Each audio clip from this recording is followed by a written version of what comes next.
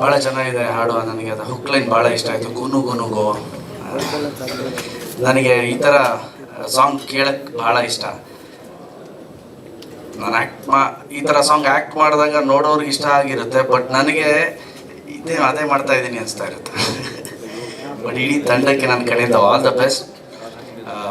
ವಿನಯ್ ಅವರು, ಹೀರೋಯಿನ್ ಇಬ್ಬರು ತುಂಬ ಚೆನ್ನಾಗಿ ಕಾಣಿಸ್ತಾ ಇದ್ದೀರಾ, ತುಂಬ ಚೆನ್ನಾಗಿ ಮಾಡಿದ್ದೀರಿ. And music director hook line ಚೆನ್ನಾಗಿ ಕೊಟ್ಟಿದ್ದೀರಿ. ಇದು ಸಿಂಪಲ್ ಸುನಿ ಅಂತ ಹೇಳಿದ್ರೆ ಆ್ಯಕ್ಚುಲಿ ಅದು ಸಿಂಪಲ್ ಅಲ್ಲ, ಕಾಂಪ್ಲಿಕೇಟೆಡ್ ಸುನಿ. ಯಾವಾಗಲೂ ಕಾಂಪ್ಲಿಕೇಶನ್ ಇದೆ ಕತೆ ಮಾಡೋ ವಿಚಾರದಲ್ಲಿ.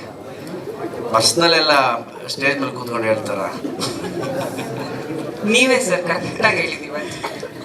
ಅದು ಇನ್ಮೇಲೆ ಕಾಂಪ್ಲಿಕೇಟೆಡ್ ಸುನಿ ಅಂತ ಕರಿಬೇಕು ನಾವು. ಬಿಕಾಸ್ ಕಥೆ ಮಾಡೋ ರೀತಿ ಇರ್ಬೋದು, ಅದನ್ನು ಪ್ರೆಸೆಂಟೇಷನ್ ಮಾಡೋ ರೀತಿ ಇರ್ಬೋದು, ಬಟ್ ಸುನಿ ಹೇಳ್ಬೇಕಾದ್ರೆ ಸಿಂಪಲ್ ಆಗಿ ಹೇಳ್ತಾರೆ ಅಷ್ಟೇ. ನಾನು ಸುನಿ ಜೊತೆ ಒಂದು ದೊಡ್ಡ ಜರ್ನಿ, ನಮ್ಮೂರ ಪಕ್ಕನೇ ಸುನಿಯವ್ರ ಊರು. ಸೊ ಒಂದು ದೊಡ್ಡ ಜರ್ನಿ ಇದೆ. ಚಮಕ್ ಆದ್ಮೇಲಂತೂ ನಾವು ಸಿಗ್ತಾನೆ ಇರ್ತಿದ್ವಿ. ಯಾವುದಾದ್ರೂ ಲೈನ್ ಬಂದರೆ ಸುನಿ ಶಿಫ್ಟ್ ಮಾಡೋನು ನನ್ನ ಜೊತೆ ಡಿಸ್ಕಸ್ ಮಾಡ್ತಿದ್ರು. ಒಂದು 3-4 ಲೈನ್ ಹೇಳಿದಾಗ ನನಗನ್ನಿಸ್ತು ಸಿಂಪಲ್ ಸುನಿ ಅಲ್ಲ, ಕಾಂಪ್ಲಿಕೇಟೆಡ್ ಸುನಿ. ಒಂದೊಂದ್ಸಲಿ ಒಂದೊಂದು ಐಡಿಯಾ ತರ್ತಾರೆ.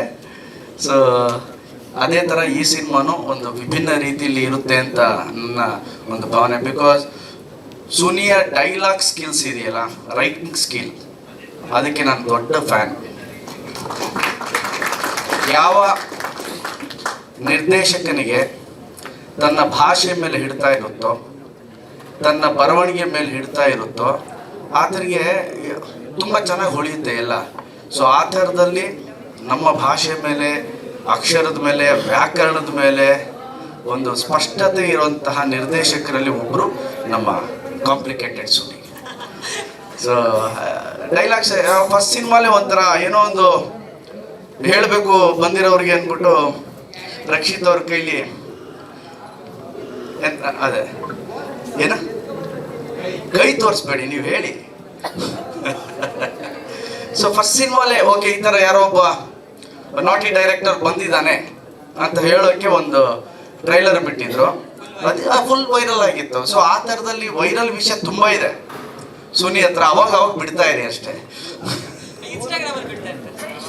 ಇಲ್ಲ ಇನ್ಮೇಲೆ ಸಿನಿಮಾಲ್ ಬಿಡಿ ಸುನಿ. ಓಕೆ. ಸ್ವಾದಿಷ್ಟತೆಯ ಸ್ವಾದ, ತಾಜಾತನದ ಆಹ್ಲಾದ, ಉತ್ತಮ ಆರೋಗ್ಯ ಮತ್ತು ಹೆಚ್ಚಿನ ರೋಗ ನಿರೋಧಕ ಶಕ್ತಿಯ ವೃದ್ಧಿಗೆ ಈಗ ನಿಮಗೆ ಸಿಗುತ್ತಿದೆ ಉತ್ತಮ ಗುಣಮಟ್ಟದ ಪೌಷ್ಟಿಕಾಂಶ.